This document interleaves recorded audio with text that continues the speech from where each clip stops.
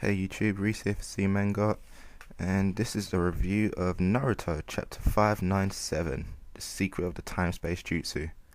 So we finally learned Tobi's secret to what he is actually doing. Kakashi begins by explaining exactly how they hit him. First with a kunai, the scratch made on his mask by the Raikiri kunai, and then the second by Naruto's Rasengan, where it hit his shoulder.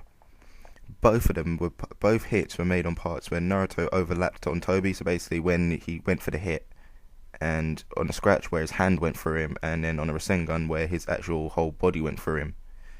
So it seems that Tobi's time space jutsu is linked to the exact same dimension that Kakashi's Kumi uses. Tobi is using the time space jutsu to move the sections of himself to avoid the hits. So when Naruto went to hit his face, he basically moved that part of his face into the other dimension to avoid it, and then brought it back.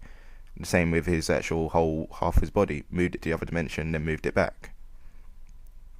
So it seems that both the attacks ended up making contact in the other dimension. So where Kakashi uses Kumi on the kunai, it moves to the other dimension at the same point when Tobi moved his face to the other dimension, and that's where they made contact. So it seems that could be the trump card to how they beat him.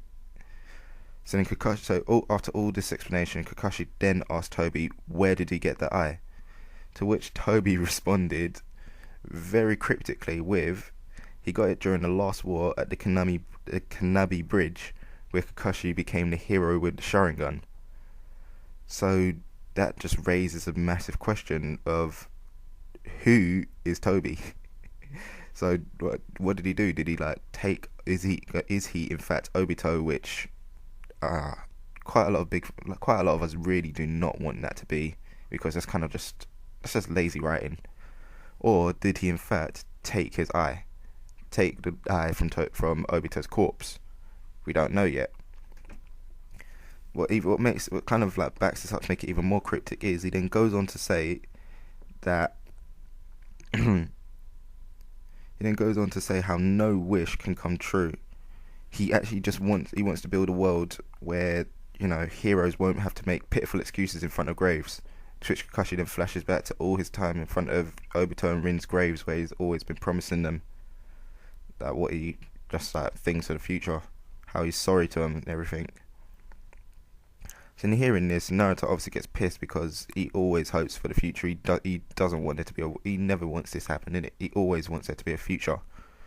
He then gets fired up saying how, he won't give up on his dream to become Hokage. He's been entrusted with so much, from Jiraiya, from his dad, from just everyone.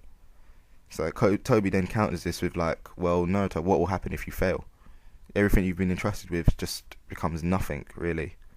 So Naruto's never really thought about this. What if he actually fails? He's never been the type of person to think, well, I could lose. He's always been, no, I'm going to win. I'm going to win. No matter what, I'll never give up. I'll win. So this then gets the QB to switch with Naruto to say a few words. And then he goes on to say exactly that. So Naruto's not the type of person who will ever give in and fail. He's been given so much. He's been entrusted with so much that he just can't. He's just not that type of person. It's like the fourth Hokage left him with so much that he'll be able to get to the future. So then, so to end the chapter then, they then go to QB mode version 2, which is the cool sage mode looking one with the big cape, which he used a massive friggin' Bijou Dharma on the other 5-tailed beast, which is just crazy. So yeah, and that ends the chapter, them ready to launch the attack. So yeah, this chapter really does just raise more questions about who is Tobi.